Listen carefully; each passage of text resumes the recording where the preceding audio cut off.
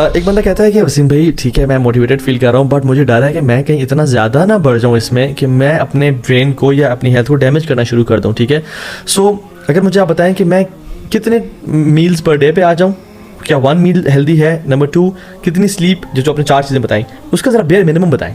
देखिए 6 आवर्स की स्लीप होनी चाहिए और वो भी रात की, कि रात को 10 बजे 9 बजे सो जाए और 2 बजे तक आप बीच में अगर जाग भी जाते हैं, ठीक है, तहज्जुद के लिए उठते हैं, वो सबके ऊपर फ़र्ज नहीं है, लेकिन अगर आप बेहतर समझते हैं तो मतलब उसमें बहुत सारे फ़ायदे हैं। इसी तरह से बात ऐड करूँगा, हमारे शेख हमें कहते हैं और वो बड़े एक्सपर्ट हैं, कहते हैं सक्सेसफुल पीपल जो हाईली सक्सेसफुल एंड प्रोडक्टिव होते हैं they work from 2 AM to 2 PM बस।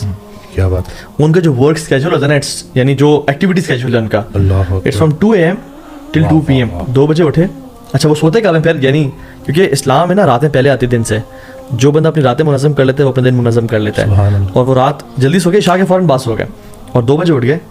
2 बजे उठने के बाद तहज्जुद, अपना सारा कुरान जो भी करना, मेडिटेशन, मोटिवेशनल टेक्स्ट कुरान से पढ़ा, फजर पढ़ के काम शुरू, और जब फजर से काम शुरू किया तो by 2 PM they are done. कितना कोई प्रोडक्टिव डे होगा उनका, चेक करेंगे जब तक अगले जागेंगे वो आधे से ज्यादा काम कर भी चुके, सारा काम फिनिश करके घर आए, कैलुला किया और खाना खाया, और लंच के बाद अराउंड 3 PM के बाद 3 till रात इशा, ग्रोसरी, फैमिली, बच्चों के साथ टाइम, पार्क में walk, everything is there. Bro actually ना अब देखो ना, ये बड़ा आइडियल सिचुएशन आपने बताई ना, लेकिन जनरली अगर आप देखें ना हमारी जो इन्वायरमेंट है, आपने जाहिर बात है जो काम करना है वो अकेले अपने साथ नहीं ना काम करना, आपने सप्लायर से मिलना है, आपने क्लाइंट से मिलना है। अपनी बात नहीं, 2 बजे कौन सा इन्वेस्टर जागा होगा? नहीं सीरियसली, 2 बजे कौन प्लॉट लेने, नहीं सीरियसली, देन व्हाट ब्रो, हम भी सीरियसली कह रहे हैं कि आप हमारी सिचुएशन, मैं कह रहा हूं पता क्या करें, आप ना करें 2 से 2, अब आप डॉक्टर्स देख लें, क्या डॉक्टर्स शाम को नहीं आते हैं 5 to 7 या 5 to 9 जो भी उनकी शिफ्ट होती है, तो देयर आर पेशेंट्स हम पता इन द इवनिंग, हम फजर से इशा कर लें,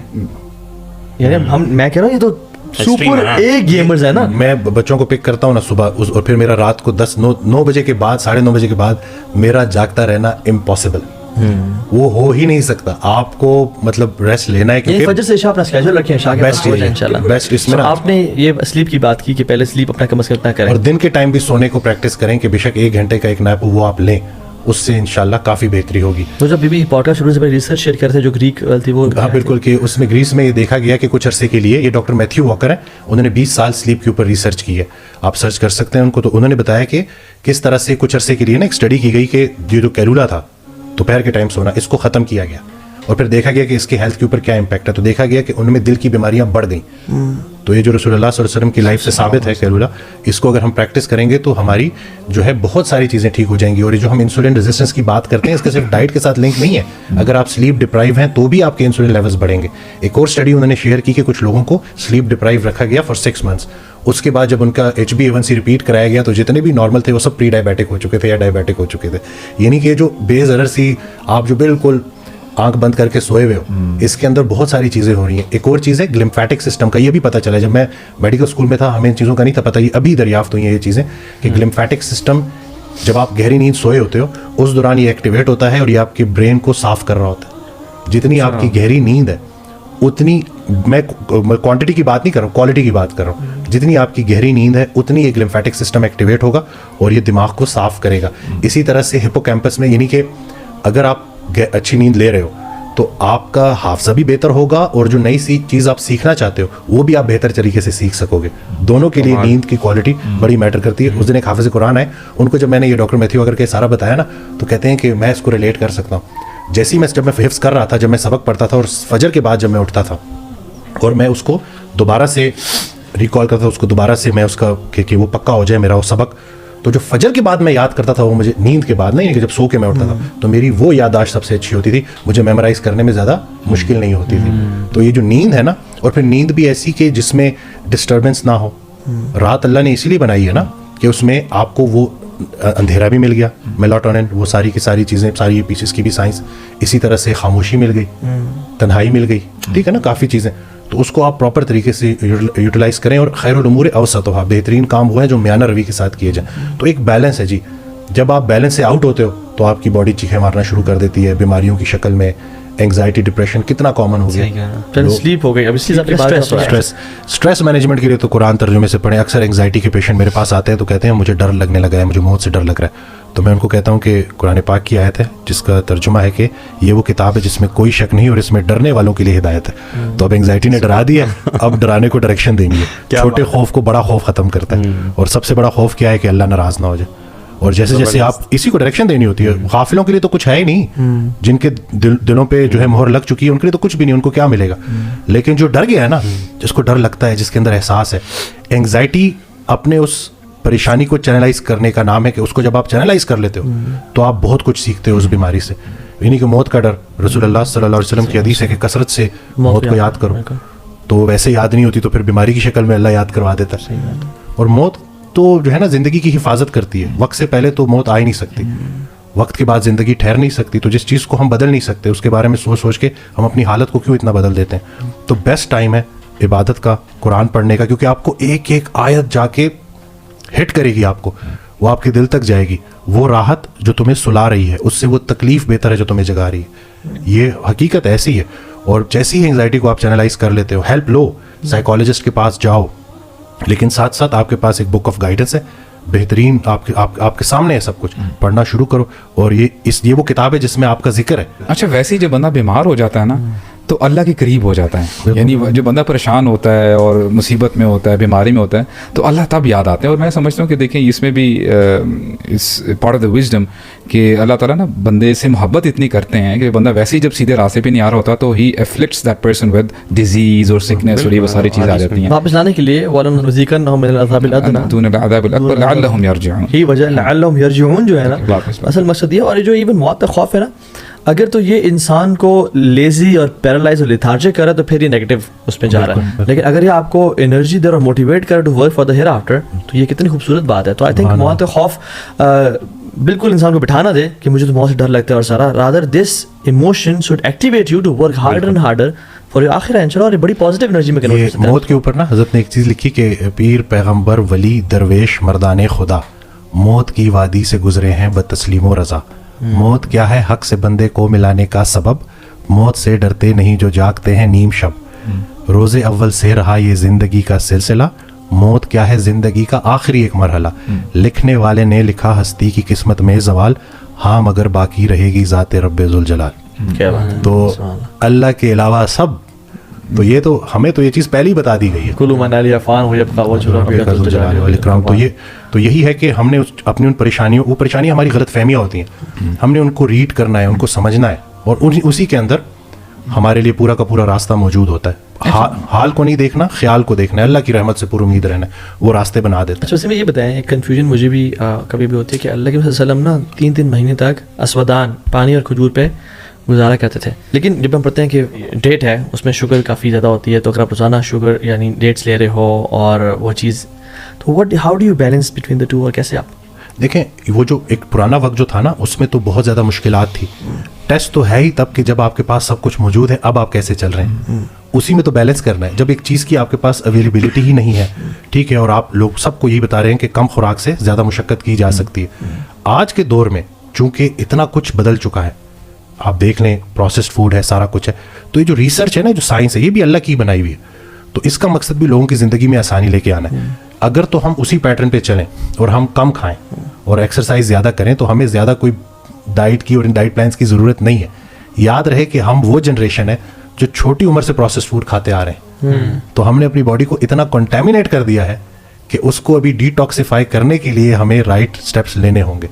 पुराने वक्तों में आप देखें ना कि कोई इस तरह की मतलब प्रोसेस्ड फूड नहीं था, कुछ भी नहीं था, बल्कि खाने को ही बहुत कम था। तो बिल्कुल, बल्कि अभी तो ये मैं एक और स्टडी देख रहा था कि जब अभी बच्चा पेट में है और माँ गलत चीजें खा रही है, तो वो सारा का सारा बच्चे तक जा रहा है। तो ये नहीं कि वो मस्कीन बेचारा मासूम जो अभी तक दुनिया में आया ही नहीं है, वो पहले ही उसके खून में जो है हाइपर इंसुलिनीमिया, इंसुलिन लेवल ज्यादा है, तो वो खा के सोना ये जहर है।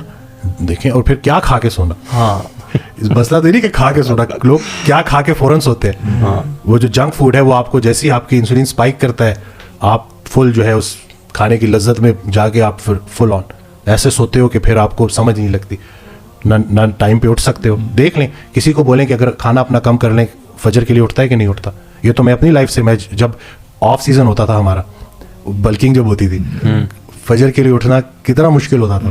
यानी कि वो मतलब वो यही होता था कि भाई चले उठ के देख लेंगे, कर लेंगे, अपने आप के लिए जो बंदा एक्सक्यूजेस दे रहा होता है ना अपने आप को खुश करने के लिए। लेकिन उसके बिल्कुल बरक्स जब आप कटिंग कर रहे होते हो, जब आप महदूद खा रहे होते हो, श्रेड हो रहे होते हो, उस दौरान आप बिल्कुल 6 घंटे की नींद में भी चाको चौबंद होते हो। तो ये तो हर कोई रिलेट कर सकता है कि ओवर ईटिंग, तो मैं कहता हूँ कि ये बल्कि मैं देख रहा था क्रिश्चियनिटी में भी ना ये बहुत बड़ा गुनाह है, पेट भर के खाना। जी जी। तो यानी कि जितने जो इसकी टेक्निक बताएं, क्योंकि मैं जैसे जो आपका स्टमक है वो तकरीबन इस साइज़ का होता है, ठीक है, वेरिएबल है हर बंदे से बंदा। तो should be define a bowl for ourselves, एक प्लेट जैसे कि उसी को बस कर लें और उसी को फिर देखें, थोड़ा सा प्रोटीन का पोर्शन रखें। प्रोटीन डिफरेंट फॉर्म से आप ले सकते हैं, एग्स ले लिए, थोड़ा सा गोश्त ले लिया, सब्जियों का इस्तेमाल ज़्यादा कर लिया बीच में। जो पेट आपकी फुलाती है ना वो आपकी रोटी है। ओके। कि वो रोटी जो है ना, वो जब आपका एक बल्क बनना शुरू हो जाता है ना उस रोटी से, तो फिर उसके बगैर आप गुजारा आपका नहीं हो सकता। तो इसलिए उस रोटी को पोर्शन कंट्रोल, यानी कि एक डिश साइज रोटी रख ली। और दूसरा ये कि अभी भूख है तो हाथ रोक लें, पहले से सेट कर लें अपने ना कि मैं इतना ही खाऊंगा, डालें कम, तो उसी में आपका गुजारा हो जाएगा। और ये सारी की सारी माइंड गेम है। जैसे जैसे आपकी रूटीन बनेगी, पूरी डेली हैबिट्स होंगी, वही आगे भी चलेंगी। तो अगर आप खा ही ज्यादा रहे हैं तो फिर वो अगला खाना भी आपका ऐसे ही होगा, अगला खाना भी ऐसे ही होगा। और उसमें मैंने देखा कि इंसान जितना ज़्यादा खाता है ना कि चलो मैं अगला खाना इसके बाद वाला खाना कंट्रोल करूंगा, दिस नेवर हैपेंस। जितना ज़्यादा खाता है उतना ही स्टमक आपका एक्सपैंड करता है और उतनी ज़्यादा भूख लगती है, and you become more and more addicted to over eating. And suddenly आप देखते हो कि यार मेरा पोर्शन बहुत बढ़ गया है। जब हम पोर्शन कंट्रोल कर होते हैं तो फिर हमसे एक पोर्शन ज़्यादा खा ही नहीं जाता। लेकिन when we are eating a lot, वो जो छोटा पोर्शन है, आप कहते हो एक ज़माना था जिसमें, यानी मैं अपने पुराने टाइम की बात कर रहा हूँ, जिसमें आई यूज्ड टू ईट ये माइटी जिंगर। और आज अगर माइटी जिंगर रख दे, मैं तो मतलब मैं खा ही नहीं पाता, और हाफ भी मुश्किल से खा जाता है कि यार ये माइटी जिंगर मैं अकेले खाता था, और साथ फ्राइज भी और साथ ड्रिंक भी। लेकिन it's difficult. So I think ये कि स्टमक को श्रिंक करें, जैसे आपने कहा। आइसक्रीम आपने मिस कर दी, उसके बाद बर्गर, उसके बाद ना आइसक्रीम भी खाई जाती थी। तो लेकिन उसके बाद देखेंगे कुछ देर के बाद आपको फिर दिल कर रहा होता था, बिल्कुल, कुछ मीठा हो जाए, कुछ नमकीन हो जाए। तो इसी साइकिल को तो हमने ख़त्म करना है ना। और लोग जो सुनने वाले हैं वो आज से इरादा करें जो है, बिल्कुल कि बस आज से हम भूख रख के खाएंगे, कुदरती खाएंगे चीज़ें। और ये जो बाहर जो खर्चे करते रहते हैं हम, उस दिन हमारे पास एक क्लाइंट आए, वो मतलब इतना फाइनेंशियली इतना वो नहीं था स्टेबल, वो मजदूर था। जो भी हम कर सके हमने उसका ग्रुप बनाया, सारा कुछ। तो जब वो 3 मंथ्स के बाद आया ना, तो कहता है कि मैंने एक चीज़ बड़ी नोट की ना, और मुझे बड़ा अफसोस भी हुआ कि मैं जब इधर आ रहा था तो मैं सोच रहा था कि पता नहीं मैं ये अफोर्ड कर पाऊंगा नहीं कर पाऊंगा। लेकिन मैं एक ही नतीजे पे पहुंचा हूं कि हम वो कौम है जो 5,000 की दवाई खा लेंगे, 2,000 के अंडे नहीं खाएंगे। सही बात है। कहते हैं इन 3 माह में मैंने बाहर से कुछ भी नहीं खाया, घर के अंदर ही मैं ले आता था इकट्ठा करके, और बड़ी ज़बरदस्त तरीके से सारा निज़ाम चला। आप देखना ना कि एक वक्त अगर आपने खाने का बिल पे करना है वो कितना खर्चा हो जाता है। उसी में अगर आपने ग्रोसरी कर ली, घर में ही बना लिया, पोर्शन आपका कंट्रोल हो गया, तो खर्चा तो आपका कम हो रहा है। और फिर उसके बिल्कुल बरक्स अगर मैं आपको ये बोलूँ कि मेरे पास एक दवाई है जो आपको बिल्कुल फिट कर देगी, आप दौड़ते दौड़ते आओगे और आप बोलोगे कि यार फ़ौरन मुझे गोली दो। कितने की है? मेरे पास नहीं है, चलो किसी से मांग के ले आता हूँ, लेकिन मुझे वो गोली चाहिए। तो लोगों के जहनों के साथ भी खेला गया। आजकल के तो वैसे भी बड़े पढ़े लिखे लोग जो है ना मेडिसिन बेच रहे हैं with no tags, with no brands, कि आप खाएं।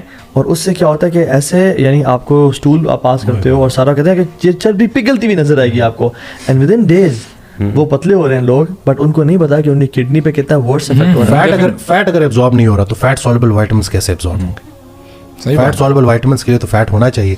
और दूसरा ये बात सुन ले सारे के सारे कि जो दवाई भी आपका हाजमा अफेक्ट कर रही है वो आपको तबाह कर। वसीम भाई, उस हवाले से आप ये जो फैट बर्नर्स जो लेते हैं, इनको फैट बर्नर्स कहते हैं ना, आप जब ये लेते हैं आपको पता है ये आपकी हार्ट बीट जो है वो तेज़ कर देता है। One of my friends, very close friend, वो कहता है कि यार उसने बताया नहीं ना, तो मुझे पता चला कि he was sick for quite few days. तो मैंने बोला तुझे हुआ क्या है? तो बाद में पता चला उसने ना फैट बर्नर्स कहीं ना कहीं से ले लिया, हालांकि वो जिमर भी था। तो कहता है कि यार जब मैं रात को सोता था ना, मेरी हार्ट बीट इतनी तेज़ हो जाती थी, आई यूज्ड टू थिंक कि बस मेरी आज आखिरी रात है। तो उसकी ही वॉज हॉस्पिटलाइज, ICU में चला गया। तो बात ये आती है कि देख, जब आप शॉर्टकट ढूंढ रहे होते हैं ना, देन इट्स अ प्रॉब्लम। अच्छा, आखिरी चीज़ मैं आपसे पूछता हूँ और उस पर हम ख़त्म करते हैं इंशाल्लाह, और ये कि ये जो अक्सर एक ये मिथ है या जो भी फिलॉसफी बनी है कि जिसमें अगर आपका पेट निकल आया ना और आप एक्सरसाइज भी करते हैं मगर लोगों का पेट ख़त्म नहीं होता, कहते हैं आज हर चीज़ ख़त्म हो गई, पेट वापस नहीं जा रहा, ठीक है, मसल्स भी पेट के अंदर ही पीछे बने हुए फैट के, और सारा एक्सरसाइज मतलब फिट है सब कुछ। तो ये क्या कभी डाइट मेन लिमिटिंग, ऐसे लोगों की डाइट मेन लिमिटिंग फैक्टर होती है। वो कैलोरीज ट्रैक नहीं कर रहे होते, वो अपने अंदाजे से समझ रहे होते हैं कि जैसे वो कम खा रहे हैं, लेकिन अगर उनकी पूरी कैलोरीज आप निकालेंगे तो वो सरप्लस कैलोरीज में होते हैं। ऐसा हो नहीं सकता कि आप लो कार्ब डाइट पे हो, कैलोरिक डेफिसिट में हो और आपका पेट पे से फैट बर्न ना हो रहा, और उसमें छोड़ें क्या, रोटी छोड़ें, चावल छोड़ें? चावल छोड़ें, फ्रूट्स को रिस्ट्रिक्ट करें, और अपनी एक ना, अगर लेट्स से 2500 आपकी डेली की कैलोरिक रिक्वायरमेंट है तो 2000 कैलोरीज का प्लान फॉलो Simple करें, जो traditional हमारा बिल्कुल, style है उसमें उसमें। प्रोटीन फैट अपना अच्छा रखें, हेल्दी सोर्स से रखें, और बाकी ये है कि कार्ब्स को रिस्ट्रिक्ट करें और कार्डियो इनकॉर्पोरेट करें, कार्डियोवास्कुलर एक्सरसाइजेस बीच में लेके आए, ट्रेडमिल, एलिप्टिकल, साइकिलिंग, स्विमिंग, ये सारी चीज़ें ना स्ट्रेंथ ट्रेनिंग के साथ साथ तो हो जाएगा। और दूसरा, शॉर्ट टर्म गोल्स ना रखें, इस्तिकामत ही करामत होती है। जब तक आप कंसिस्टेंट नहीं रहेंगे ना, लोग क्या करते हैं, 1 महीना कीटो करते हैं, फिर 1 महीना कोई दूसरी डाइट, शादी आ रही है, बस पतले हो जाए, पतले हो जाएं। और पतले हो जाके ये ड्रेस हमें फिट आ जाएगा, वो शादी के बाद फिर फोड़ेंगे दोबारा। ये लाइफ लॉन्ग प्लानिंग है ब्रो, ये आपका प्रोग्राम है management। आपकी, जैसे आप डिसिप्लिन करते हो अपनी लाइफ को। बिल्कुल।